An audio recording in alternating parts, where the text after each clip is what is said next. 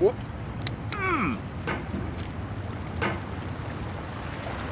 There's no feeling more intense than starting over. If you deleted your homework the day before it was due, as I have, or if you left your wallet at home and you have to go back after spending an hour in the commute. If you won some money at the casino and then put all your winnings on red but it came up black. If you got your best shirt dry cleaned before a wedding and then immediately dropped food on it. If you won an argument with a friend and then later discovered that they just returned to their original view. Starting over is harder than starting up. If you're not ready for that, like if you've already had a bad day, then what you're about to go through might be too much. Feel free to go away and come back.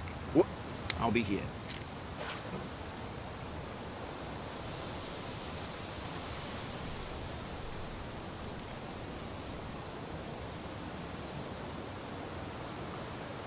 Alright, thanks for coming with me on this trip. I'll understand if you have to take a break at any point. Just find a safe place to stop and quit the game.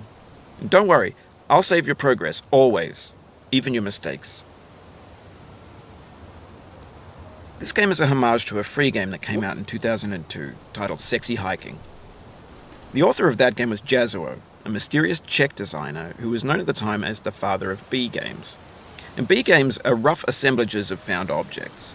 Designers slap them together very quickly and freely, and they're often too rough and unfriendly to gain much of a following. They're built more for the joy of building them than as polished products. In a certain way, Sexy Hiking is the perfect embodiment of a B game. It's built almost entirely out of found and recycled parts, and it's one of the most unusual and unfriendly games of its time. In it, your task is simply to drag yourself up a mountain with a hammer. And that act of climbing, in the digital world or in real life, has certain essential properties that give the game its flavor. No amount of forward progress is guaranteed. Some cliffs are too sheer or too slippery. And the player is constantly, unremittingly in danger of falling and losing everything. Anyway, when you start Sexy Hiking, you're standing next to this dead tree that blocks the way to the entire rest of the game. It might take you an hour to get over that tree, and a lot of people never got past it. You prod and you poke at it, exploring the limits of your reach and your strength, trying to find a way up and over. And there's a sense of truth in that lack of compromise. Most obstacles in video game worlds are fake. You can be completely confident in your ability to get through them once you have the correct method or the correct equipment or just by spending enough time. In that sense, every pixelated obstacle in Sexy Hiking is real. The obstacles in Sexy Hiking are unyielding, and that makes the game uniquely frustrating. But I'm not sure Jazuo intended to make a frustrating game. The frustration is just essential to the act of climbing, and it's authentic to the process of building a game about climbing. A funny thing happened to me as I was building this mountain. I'd have an idea for a new obstacle, and I'd build it, test it, and it would usually turn out to be unreasonably hard. But I couldn't bring myself to make it easier. It already felt like my inability to get past the new obstacle was my fault, as a player rather than as a builder. Imaginary mountains build themselves from our efforts to climb them, and it's our repeated attempts to reach the summit that turns those mountains into something real. When you're building a video game world, you're building with ideas, and that can be like working with quickset cement. You mold your ideas into a certain shape that can be played with, and in the process of playing with them, they begin to harden and set until they're immutable, like rock. And at that point, you can't change the world. Not without breaking it into pieces and starting fresh with new ideas. For years now, people have been predicting that games would soon be made out of prefabricated objects, bought in a store and assembled into a world. And for the most part, that hasn't happened, because the objects in the stores are trash. I don't mean they look bad or that they're badly made, although a lot of them are. I mean they're trash in the way that food becomes trash as soon as you put it in the sink. Things are made to be consumed and used in a certain context, and once the moment is gone, they transform into garbage. In the context of technology, those moments pass by in seconds. Over time, we've poured more and more refuse into this vast digital landfill that we call the internet. It now vastly outnumbers and outweighs the things that are fresh and untainted and unused. When everything around us is cultural trash, trash becomes the new medium. the lingua franca of the digital age. And you can build culture out of trash. But only trash culture. B games, B movies, B music, B philosophy. Maybe this is what digital culture is. A monstrous mountain of trash, the ash heap of creativity's fountain.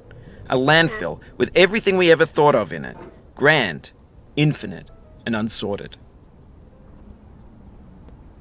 There's 3D models of breakfast, Gen X's fanfic novels, scan magazines, green screen Shia LaBeouf, banned snuff scenes on LiveLeak. Facebook's got lifelike bots with unbranded adverts and candid shots of Kanye and Taylor Swift mashups, car crash epic failed GIFs, Russian dashcam vids, discussions of McRibs, discarded, forgotten, unrecycled, muddled, rotten, untitled. Everything's fresh for about 6 seconds, until some newer thing beckons, and we hit refresh. And there's years of persevering, disappearing into the pile, out of style, out of sight.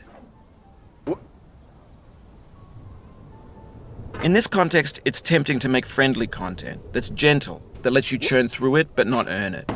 Why make something demanding if it just gets piled up in the landfill, filed in with the bland things?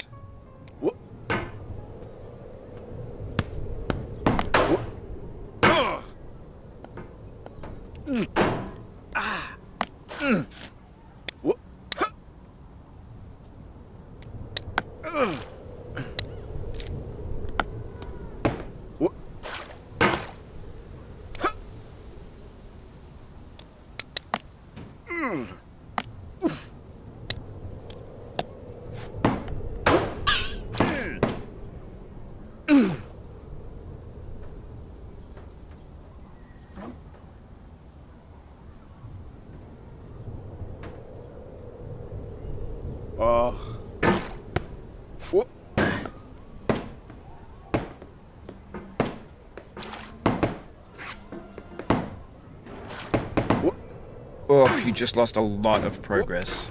That's a deep frustration, a real punch in the gut.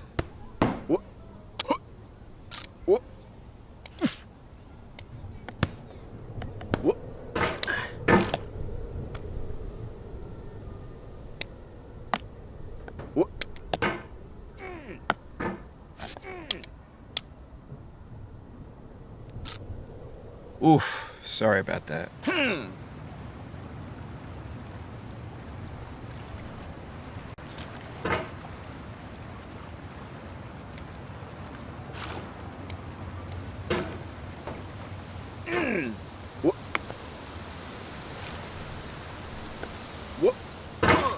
Oh, it happened again.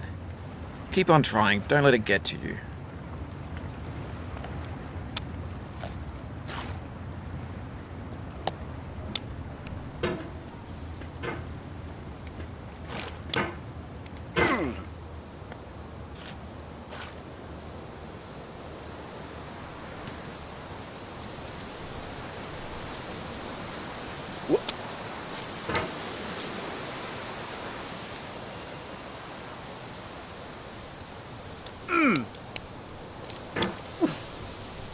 This thing that we call failure is not the falling down, but the staying down. Mary Pickford.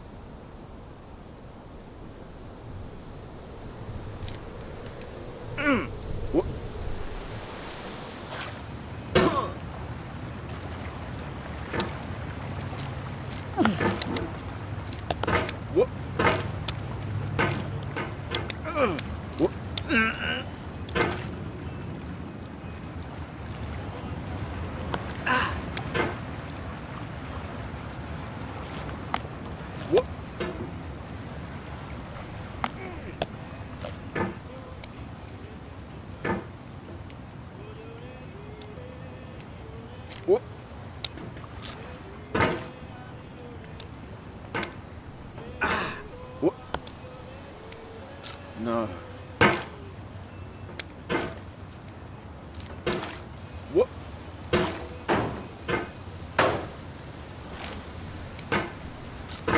What? What? What? What?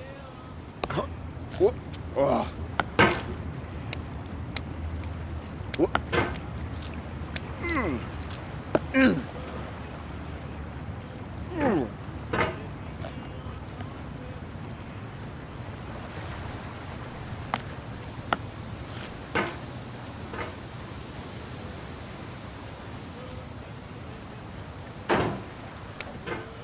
What? Uh. Uh.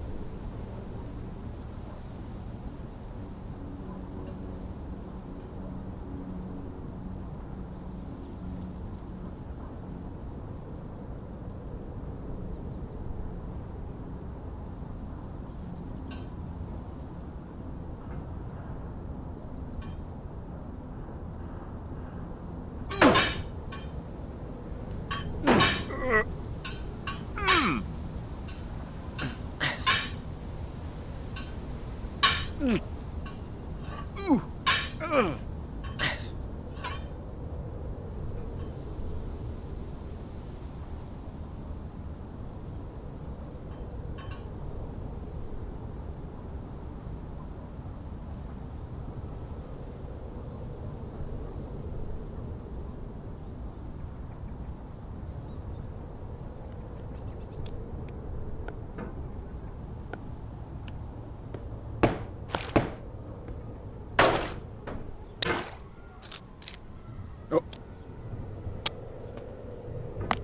Whoop.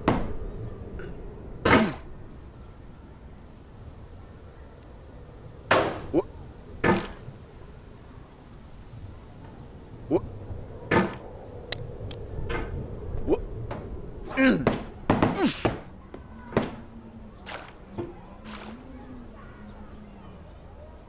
Oh.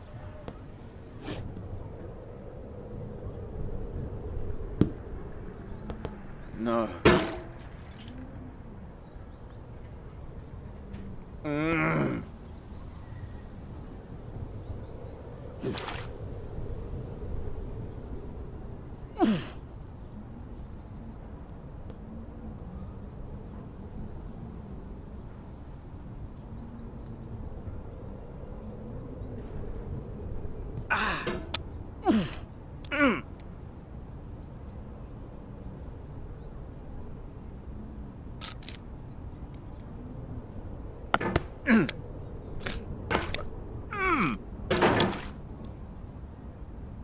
Oh, no.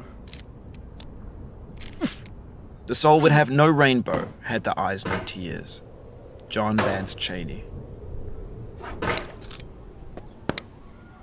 Whoop. Oh. Oh. The pain I feel now is the happiness I had before. That's the deal. C.S. Lewis. Whoop.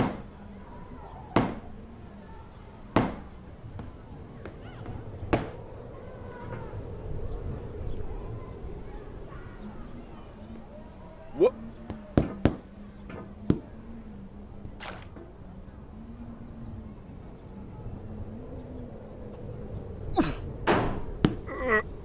Oh. I feel within me a peace above all earthly dignities, a still and quiet conscience. William Shakespeare.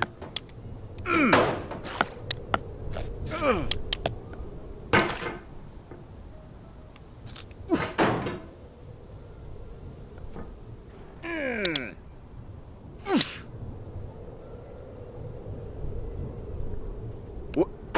Whoop. Whoop. Whoop.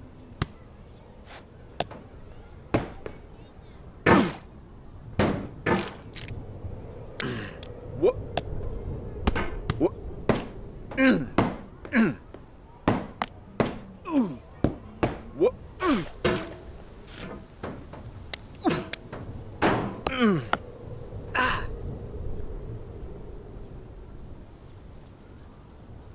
Oh.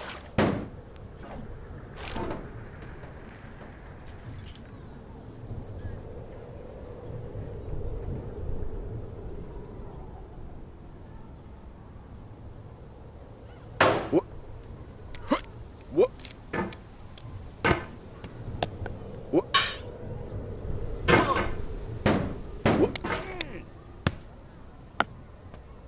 Whoop.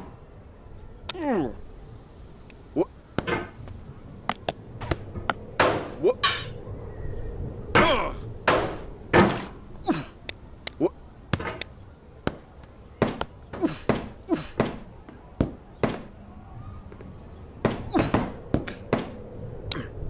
Whoop.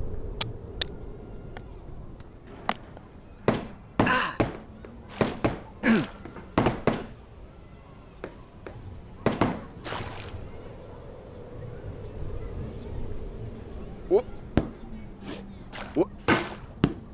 Whoop. Oh.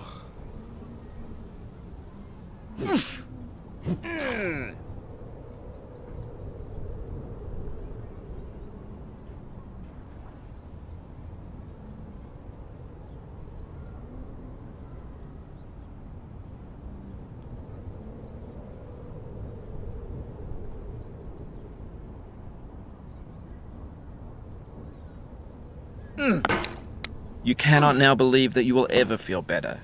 But this is not true. You're sure to be happy again. And knowing this, truly believing it, will make you less miserable now. Abraham Lincoln. What?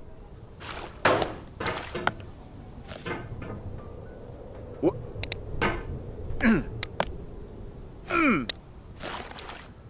What?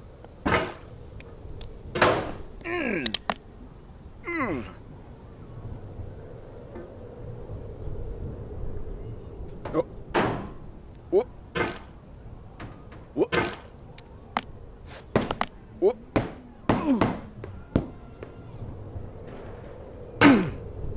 What? What? What? Oh. What? What? What? Oh. What?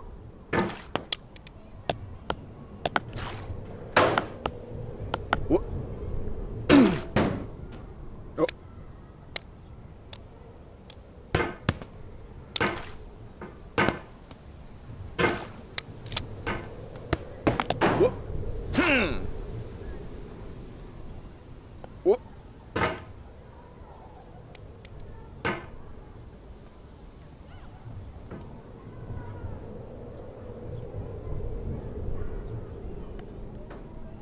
Oh. What? What? Oh.